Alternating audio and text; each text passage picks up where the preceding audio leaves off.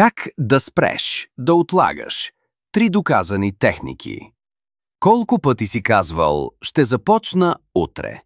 Истината е, че утре никога не идва. Отлагането е враг на успеха. Но има 3 доказани техники, които работят. Първата от които е Помодоро.